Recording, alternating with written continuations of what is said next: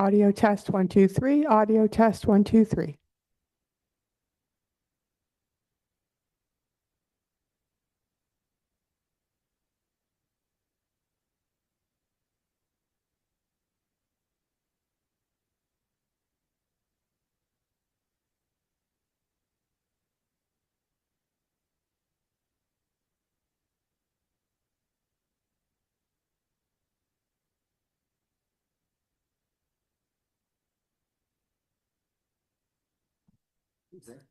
Second audio test 1, 2, 3.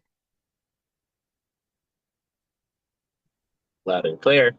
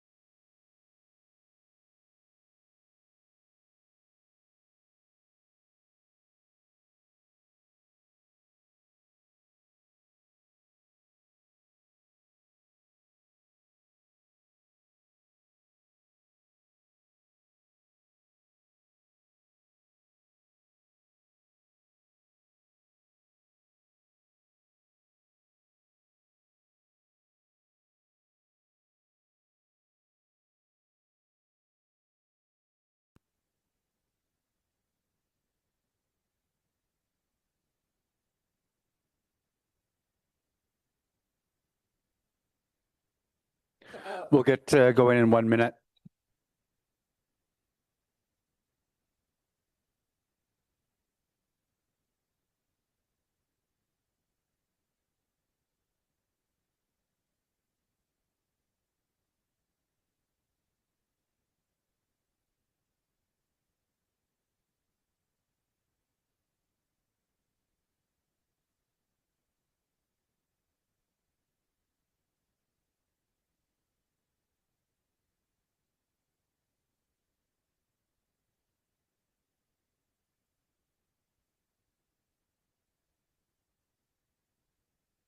All right, good morning, everyone.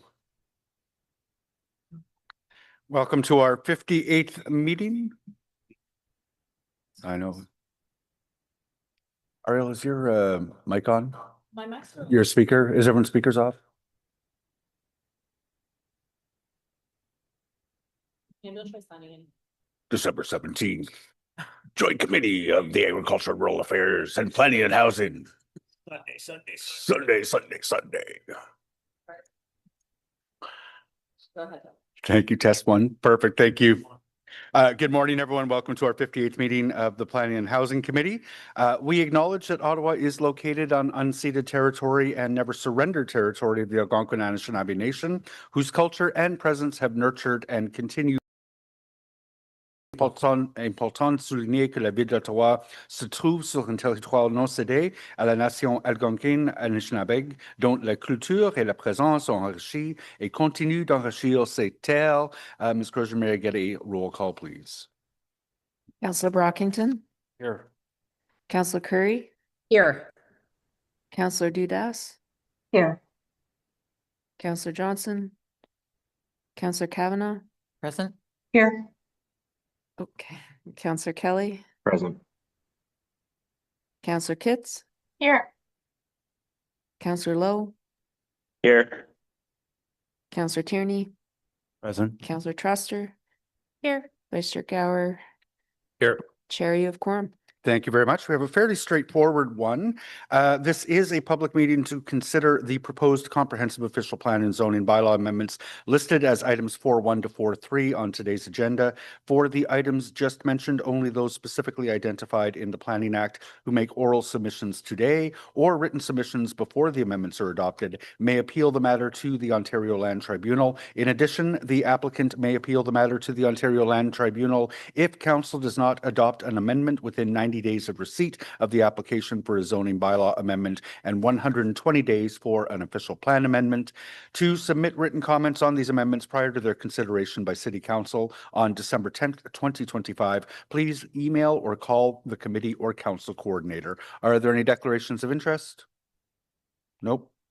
Are the minutes of our meeting 57, November 19th, 2025 confirmed?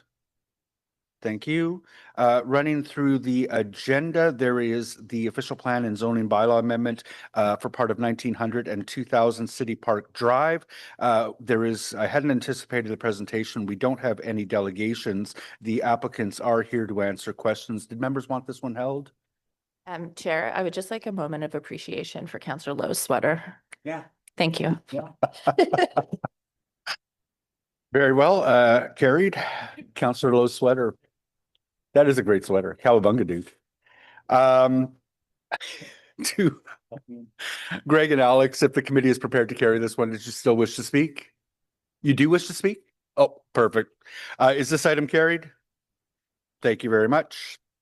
We have a zoning bylaw amendment at 258 Du Rocher Street. There is a motion that was made on behalf of Councillor Plante, and there is a delegation. We'll receive a very short presentation on that one.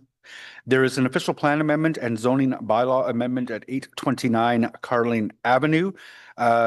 We hadn't anticipated the presentation. The applicants are here to answer questions if need be, and there is a technical motion. Councillor Troster, did you want to make that technical motion? Yes, thank you, Chair. Whereas report 4.3 official plan amendment and zoning bylaw amendment 829 Carling Avenue recommends an official plan amendment for tower separation for high-rise buildings. And whereas the proposed 50-story tower was designed to include stepbacks above the 40-story, resulting in a 25-meter tower separation between high-rise 41-plus towers. And whereas there is an existing 30-story building along Sydney Street to the north of the proposed tower with a tower separation of 21 meters between the existing building and the proposed building. And whereas tower separation for high-rise buildings 40 stories or less requires a minimum 20-meter tower separation, whereas the recommended site-specific policy as written would require 25 meters, which was intended to capture the tower separation with the property to the west.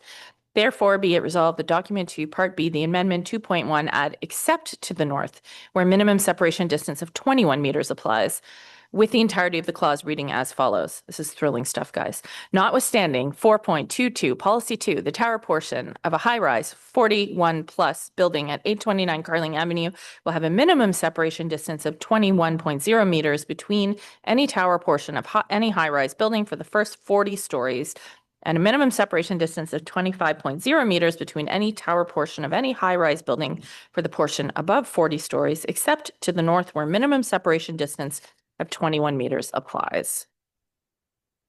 Great motion. Did members want to debate this item?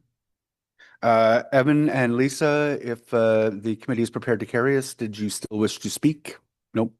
Is this, is the amendment carried? And then is the item as amended carried? Carried. And then we also have the item from the treasurer's report on 2024 growth-related revenues. We hadn't anticipated a presentation. I know the members have read that one. Did members wish that one to be held?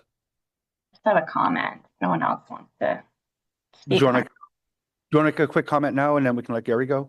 Sure. So I just wanted to build off the comments that I made at PWIC last week and highlight a couple of things. So even though 2024 saw higher development charge revenue in several categories, including roads and related services, the year-over-year spending on road growth projects actually decreased. So in 2023, C spent 45 million on growth-related roads, and in 2024, it dropped to 43 million, despite stronger revenues. So what I'm seeing with my projects is that the major East End road projects that I know you can all name are at the EA or design stage. They're not generating expenditures, while other projects in the West and South growth areas are advancing because they are further along in design readiness. So in 2024, 172 million in net transfers were made from the reserves to eligible growth projects. And at year end, there remained 745 million in outstanding budgeted capital transfers, but 683 million is forecasted debenture payments tied to growth infrastructure. So what I wanted to point out about that is that although the reserve balances appear healthy, the vast majority of the funds are already committed or borrowed against, leaving very little room for new projects, which we know are in the East. And again, the West and South projects can continue to draw disproportionately from the Roads DC Reserve. So the last thing I wanted to point out was that in the report, staff explicitly warn about long-term financial sustainability if growth-related infrastructure continues to be exempt from development charges without alternative replacement funding source. And in 2024 alone, the city had to transfer 2.9 million from general revenues to backfill a shortfall created by non-statutory exemptions. So this is something that I have been warning against as we kick the tires on DC reductions. So I wanted to point that out as well. Thank you. Thank you very much, Councillor Kitts. The comment is noted by staff and by your colleagues. Members, is the treasurer's report received? Thank you. So we'll go back to our one held item, which is 258 Du Rocher Street. Before Eric gives us a quick overview of what that is, I think Councillor Troster, on behalf of Councillor Plant, has a motion. Thank you, Chair. Whereas the Ottawa Humane Society, a nonprofit organization, is proposing to develop and operate an animal welfare hub consisting of an animal hospital, animal care establishment, a retail store, a retail food store, and a training center within an existing building on the property municipally known as 258 Du Rocher Street. And whereas the Humane Society's proposal represents a change of use from an institutional use to commercial use with an existing building, which does not qualify for an exemption from the cash in lieu of conveyance of parkland requirements under Section 11 of bylaw number 2022-280 as amended, being the parkland dedication bylaw. And whereas the Ottawa Humane Society is seeking an exemption by council from the cash in lieu of conveyance parkland requirements of bylaw number 2022-280 as amended, being parkland dedication bylaw. And whereas the City of Ottawa Planning Services and Parks and Facilities Planning Department staff were consulted on the exemption proposal and are supportive of the proposal's exemption, since the Ottawa Humane Society is a nonprofit organization and the proposal offers free of charge nonprofit community-funded and publicly accessible services, which otherwise aligns with the general intent of Section 11 of bylaw number 2022-280 as amended, being parkland dedication bylaw. Whereas the exemption forgoes revenue to the city at 2% of the land's valuation, the value of the land is not known at this time. Therefore, be it resolved that the Planning and Housing Committee recommend council approve an exemption from the cash in lieu of conveyance of parkland requirements of bylaw 2022-280 as amended, being the parkland dedication bylaw for an animal welfare hub to be developed within an existing building on the property municipally known as 258 Du Rocher Street and operated by the Ottawa Humane Society. And be it further resolved that the applicable parkland or cash in lieu of conveyance of parkland requirement be waived in its entirety for the animal welfare hub to be developed within an existing building on the property municipally known as 258 Du Rocher Street and operated by the Ottawa Humane Society. Another great motion. Knocking them out of the park today. Thank you. So Eric and Andrew, what is this? Yeah, good morning. Thank you. I believe I have a presentation with some images I've shared with the committee coordinator. While that's coming up, I just want to extend my thanks Great. to make So I'll just get started anyways with the introduction. My name is Eric Forehand, and I'm a planner with Development Review Central. And today I'll be presenting a zoning bylaw amendment application to rezone 258 Du Rocher Street from an institutional zone to a general mixed-use zone, urban exception to permit a change of use from institutional to commercial uses within an existing building at the subject property to support the development of an animal welfare hub. Next slide, please. 258 Du Rocher Street is located within the Vanier neighborhood, kind of in the center of a residential neighborhood, north of Montreal Road and east of Vanier Parkway. The subject property abuts public road on 3 of its 4 sides and abuts low-rise immediately to the north. The subject property is located in the interurban transect policy area and it is designated neighborhood with an evolving neighborhood overlay. Next slide, please. These are some good images that show the existing conditions of the site, which are generally to remain the same. Kind of the top left photo, you see the loading and parking area. You see on the right top corner of the page, existing and which is a full and mature tree canopy, so that will remain the same. There are also 2 existing entrances to the site that will remain the same. One of the entrances from the east is shown at the bottom left corner of the screen. And then also a bottom right corner, there's a shot there from Montreal Road and Vanier, the intersection of those 2 streets that show how the subject property is close to bus transit and other amenities along Montreal Road. Next slide, please. This is the site plan, which shows the existing building, which is to be converted to house an animal hospital, an animal care establishment, a retail store, a retail food store, and a training center. There's no exterior changes to the building, and existing conditions are, as I mentioned before, generally to remain the same. Next slide, please. This is just our typical zoning map showing the subject property being rezoned from, as I mentioned before, the institutional zone to the GM zone. Again, this site-specific exception will permit the proposed uses. It'll also prohibit uses that are not appropriate within the neighborhood designation. And it also establishes a height suffix of 14.5 meters, which will limit development to low rise in keeping with the neighborhood designation policies. Next slide, please. So staff have reviewed the applicable policy and regulatory framework. We consider the proposal to be consistent with the provincial planning statement 2024, and then also the proposed uses satisfy the criteria for introducing small-scale non-residential uses in the neighborhood designation and support the development of 15-minute neighborhoods within this part of the neighborhood designation, and therefore the proposal is in conformity with the official plan. Altogether, our recommendation is based on the fact that staff believe that the proposal is appropriate and represents good land use planning. And I'm happy to take any of your questions. Thank you very much. Eric will get a chance to come back to city staff after hearing from delegations. There is a single public delegation, Mona Kiami, to whom we'll give 5 minutes.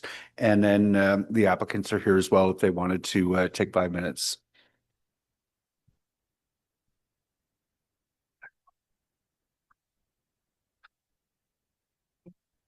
Good morning, Mona. Welcome to Planning and Housing Committee. Whenever you're ready, you have 5 minutes to make a presentation to the committee, at which point members of the committee may or may not have questions for you. Thank you. Good morning to you all. Bonjour à tous. Thank you for allowing me to share my observations relating to the proposal of the zoning bylaw for 258 Durocher Street in Vanier.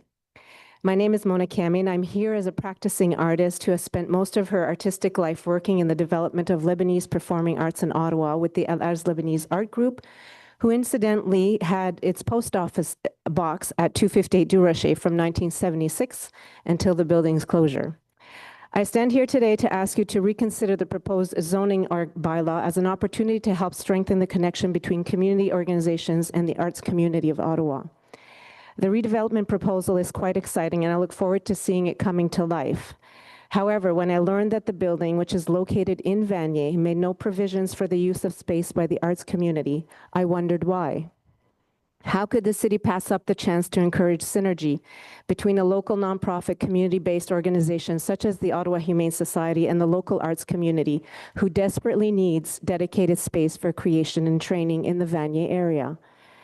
I'd like to bring to your attention the City of Ottawa's own efforts to leverage the benefits of the arts and culture to support the revitalization of Vanier. In 2019, Council approved the Building Better Revitalized Neighborhoods project. One of its objectives was to support the life and work of artists in Vanier. It also targeted the revitalization of the heritage, cultural, and creative sector, and the establishment of Vanier as a cultural and creative district. Specifically, the initiative focused on revitalization through new and existing program and service initiatives, infrastructure, as well as redevelopment projects. Following 5 years of deep collaboration with the Vanier community, the Vanier Culture in Action Plan was born. 9 goals guide the action plan, which I will read. 1, oversee initiatives that enhance Vanier's cultural life. 2, enhance cultural life in traditional main streets. 3, enhance cultural life in public spaces and plazas. 4, celebrate diversity and welcoming newcomers through cultural programming and initiatives. 5, revitalize Vanier's image as a thriving cultural hub. 6, acknowledge and collaborate with Indigenous residents and Indigenous cultural organizations in Vanier. 7, include cultural spaces into a Vanier secondary plan consistent with the Montreal Road secondary plan. 8, revitalize Richelieu Vanier Community Center by offering and encouraging more cultural and artistic programming. Promote the Museo Parc Vanier as a tourist destination. The action plan identifies 39 action items framed around these 9 goals. In the interest of time, I will share 3 actions I believe most relevant to this discussion. Explore how zoning amendments can allow cultural activities on second floor of properties. 2, explore how new developments may incorporate land use in pre-feasibility studies in this priority neighborhood. 3, integrate cultural and connected programming into school board properties. While the second and third actions are not necessarily compatible with the zoning bylaw proposal, I bring them forward to remind you that City's Cultural Development and Initiatives Unit did substantial mapping, research, and analysis and identified Vanier as, and I quote here, the neighborhood with the greatest potential for culture to positively impact residents socially and economically. With a wealth of information and documents about how the arts and culture can play a role in the revitalization of Vanier, I ask again, why did the city not identify this redevelopment project as an opportunity to support the Vanier revitalization efforts? Can the city, at this stage in the process, reconsider the zoning request and propose that the retail and training spaces in the building be dedicated space for use by local nonprofit arts organizations working in music, dance, and theater? A quick environmental scan reveals that accessible infrastructure for the arts is flagrantly missing from the Vanier-Saint Laurent catchment area. And knowing that many artists and arts organizations would welcome the idea of an arts center in the heart of Vanier, this redevelopment project has the attributes necessary to bridge the visible infrastructure gap that hinders the arts community's capacity to contribute wholesomely to the potential and vibrancy of Vanier. I'd like to close by saying that I believe in the power of collaboration and community-led projects to achieve goals and make dreams come true.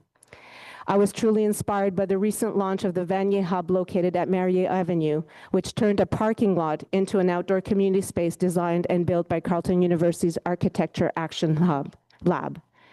I see the Durocher Street project as another exciting opportunity to convert a currently silent space into a dynamic and creative hub that welcomes artistic expressions that attract and foster talent and contribute to community connection and identity. I hope you see this too. Thank you for your time. Ms. Game, thank you very much for your presentation. I don't see any questions for you. I certainly would encourage you to touch base with Councillor Plante, who I know is pursuing various different opportunities to promote the arts in Vanier. Your request is outside of the scope of what we can accomplish through a zoning application, which is very narrowly focused. But I know we all have significant sympathy for what you're asking. Thank you. Thank you. No, so are there any questions for staff? I don't see any. Councillor Troster had moved a motion on behalf of Councillor Plante. Is that, oh, I'm sorry. Did the applicants are here. Did you want to take any time to respond to what you've heard, or do you need to speak if we're prepared to carry this? Thank you. So sorry, the Councillor Troster motion? Oh, yeah. Thanks, Chair. I just wanted to get a staff comment on the motion that Councillor Troster read in.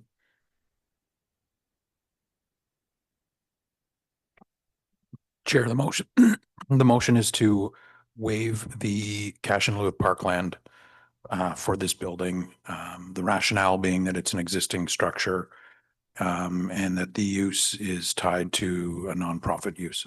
And staff are aligned with that intent? Staff are aligned with that intent. Sure, that's good enough. Thank you. Thanks. Thank you, Councillor Brockington. So is the Troster/Plante amendment carried? Carried. And is the report carried as amended? Carried. Thank you.